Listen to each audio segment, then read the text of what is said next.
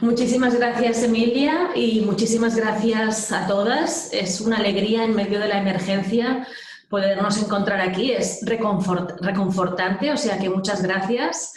Y aunque estaré encantada de quedarme un tiempo con vosotras, pido disculpas de antemano porque hasta el final del evento no me podré quedar, aunque me gustaría muchísimo, pero hay otros compromisos y no creo que pueda estar todo el tiempo. Yo brevemente quería compartir pues, de los aprendizajes que estamos haciendo estos días sobre la marcha, ¿no? Sobre todo dos aspectos que me parecen los principales si hablamos de la cuestión de la crisis con perspectiva de mujer. Lo primero es que es evidente que esta crisis, como cualquier otra crisis, sea cual sea la crisis, sea financiera, sea sanitaria, la crisis pone en evidencia lo que el movimiento feminista lleva muchas décadas denunciando y proponiendo, y no solo el movimiento feminista, también otros movimientos sociales, pero muy especialmente el movimiento feminista, ¿no?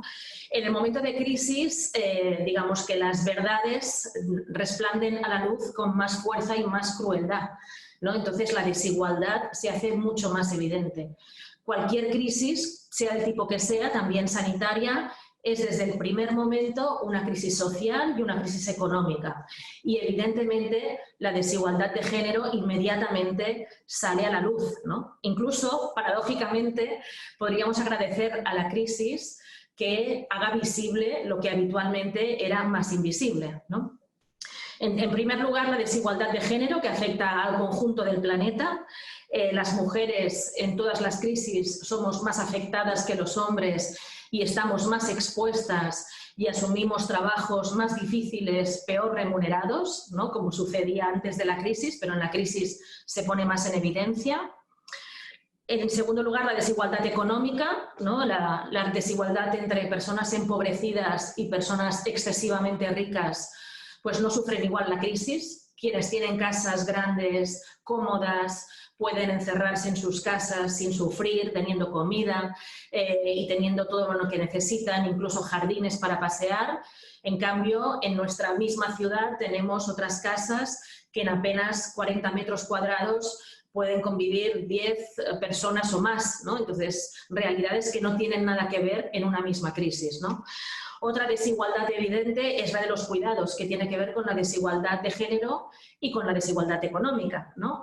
Porque lo sabéis muy bien, podríamos decir, por ejemplo, que de los trabajos no remunerados en todo el planeta, el 76% lo realizan mujeres, ¿no? Los trabajos no remunerados que son imprescindibles para la vida. Alimentar, limpiar, cuidar, ¿no? Pues lo realizan mayoritariamente mujeres.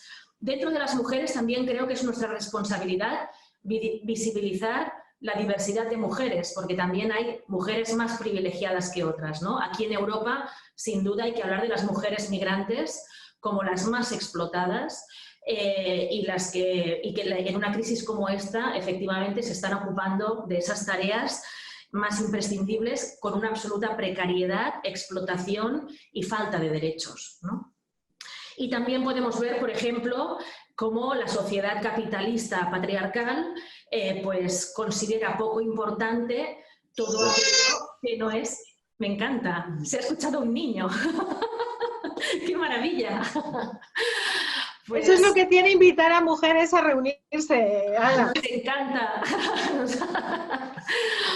Pues lo que decía es que no solo hablando de mujeres, sino que también esta sociedad capitalista patriarcal, pues todo aquello que no es el sujeto considerado protagonista, el hombre que mueve la economía, lo considera no prioritario. También la gente mayor, también los niños y las niñas, ¿no? Aquí en España y en muchos otros países hemos estado muchas semanas encerrados completamente en casa sin que nadie hablara de los niños y las niñas. Algo escandaloso. Millones de niños y niñas 40 días encerrados en casa sin salir ni un solo día y ningún gobernante ha hablado de ellos ni de sus derechos, ¿no? Es algo que realmente clama al cielo. Por no hablar de la gente mayor que ha muerto de forma muy mayoritaria en las residencias de gente mayor, porque desde el ámbito de gobierno se habían privatizado, se habían precarizado y no se les daba importancia directamente, ¿no? Si además hablamos de que esta crisis nos ha llevado a estar mucho tiempo encerrados en casa, pues también dentro de casa no todo el mundo está igual y la violencia de género evidentemente se expresa con toda la crueldad en el interior de esas casas, que no es visible y por lo tanto no todo el mundo sufre igual ese confinamiento dentro de las casas, ¿no? En definitiva, resumiendo este primer punto, lo que yo diría es que la crisis pone todavía más en evidencia que vivimos globalmente con una economía capitalista salvaje y auténticamente inhumana, que pone la vida en peligro y que no le da importancia a lo que es realmente importante y que prioriza los beneficios económicos de una élite, de una minoría, a costa del trabajo, de la explotación de una mayoría social, entre los cuales mayoritariamente las mujeres, ¿no? Pero no solo las mujeres, pero sí mayoritariamente las mujeres. Una economía que además es especulativa, que especula con bienes de primera necesidad, una economía que es injusta, que es desigual y que además está destruyendo el planeta que nos da la vida, con lo cual nos amenaza directamente la existencia. Entonces, como final de este primer punto, yo lo que diría es, no queremos volver a la normalidad. No queremos volver a la normalidad. No queremos volver a la normalidad del machismo, no queremos volver a la normalidad de los desalojos, no queremos volver a la normalidad de la contaminación en nuestras ciudades, no queremos volver a la normalidad de la injusticia, no queremos volver a la normalidad de la violencia. Hay muchas cosas de la normalidad de antes de esta crisis que no nos gustaban y que ahora en esta crisis que las vemos más evidentes tenemos que encontrar la fuerza suficiente para cambiar esa normalidad que no funcionaba bien antes de que llegara el virus, ¿no? Y luego, como segundo punto para la reflexión, el primer punto era más de diagnóstico, el segundo es más para pasar a la acción, ¿no? ¿Qué podemos sacar como invitaciones a la acción de los aprendizajes de estas semanas de crisis, de pandemia? Pues el segundo punto, lo decíais vosotras también en vuestras intervenciones iniciales, es que la crisis efectivamente es una oportunidad para hacerlo mejor. Todas y todos nosotros tenemos quizás una de las últimas grandes oportunidades a escala planetaria para hacerlo mejor de como lo estábamos haciendo antes.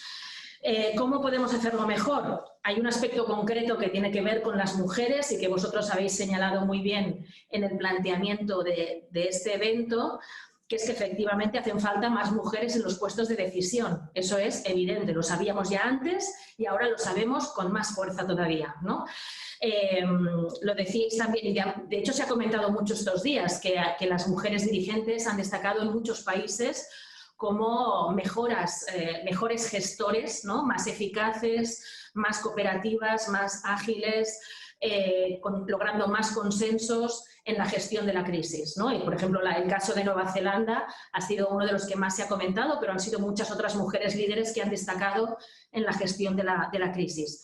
Y eso, de todas maneras, lo tenemos que trasladar a que no solo queremos más mujeres en los gobiernos, sino también a todos los niveles, local, regional, nacional, sino en todos los puestos decisivos. Vosotras lo decíais, ¿no? En el ámbito de la salud, por ejemplo, que afecta tanto a esta crisis, en el conjunto del mundo, alrededor del 70% de especialistas en salud son mujeres.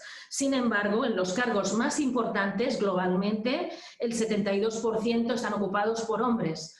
Por tanto, tenemos grandes especialistas mujeres, pero los visibles, los que salen en las ruedas de prensa y los que dan las órdenes sobre los procedimientos, resulta que son hombres en la mayoría de los cargos decisivos, ¿no? Me parece un dato muy relevante en esta crisis pandémica. Pero luego, más general, como conclusión de esta cuestión de que necesitamos más mujeres en los cargos decisivos, es que en general necesitamos feminizar la política y eso quiere decir cambiar las formas de la política, cambiar las prioridades de la política para las mujeres y para los hombres. Necesitamos que los hombres sean feministas y que se crean la necesidad de este cambio de prioridades, ¿no? Entonces, necesitamos básicamente una política y una economía que ponga de verdad, de una vez por todas, la vida en el centro. No queremos ninguna política, ninguna propuesta económica que no ponga la vida en el centro, porque no hay nada más importante que las personas que tengan una vida digna, que se cubran sus necesidades y que se respeten sus derechos y libertades, ¿no? Para eso creo que es necesario que la inversión pública a escala global y a escala local se dedique con toda la fuerza a reforzar servicios públicos como el sistema de salud público, que se ha puesto en evidencia en esta crisis lo importante y lo diferente que es los países que tienen sistemas públicos de sanidad fuertes con inversión y los que no lo tienen, como Estados Unidos, ¿no? Que se crea una gran superpotencia mundial, pero que en cambio deja a sus ciudadanos en la calle muriéndose por culpa de la privatización de la sanidad, ¿no? Entonces, claramente necesitamos que sea una política global, no solo local, que la inversión pública sirva para reforzar los servicios públicos como la sanidad, la educación. Necesitamos inversión pública para reactivar la economía, pero no toda la economía. Hay una parte de la vieja economía que no deberíamos reactivarla, que deberíamos irla apagando y, en cambio, impulsar una nueva economía verde, feminista, sostenible, que apueste por la soberanía alimentaria, que apueste por no especular con bienes de primera necesidad, como los alimentos, como el aire, como la comida, como el suelo, como la vivienda. Garantizar ingresos mínimos a toda la población, una economía que tenga como prioridad garantizar los ingresos mínimos de la población. Antes de hablar de beneficios, que se hable de garantizar ingresos mínimos a todos sin distinción. Dar derechos a las personas migrantes. Es inaceptable una economía y una política que diga que hayan personas de primera, de segunda o de tercera. Un minuto, alcaldesa. Estoy terminando ya. Eso atenta a la vida humana, por lo tanto, derechos a las personas migrantes. Dar valor a los cuidados. A los cuidados quiere decir no solo a los cuidados de las personas mayores, de los niños y las niñas, sino los trabajos de alimentación, los trabajos de limpieza. Son los más importantes, no puede ser que sean los más precarios. Eso debe terminar ya, sin excusas.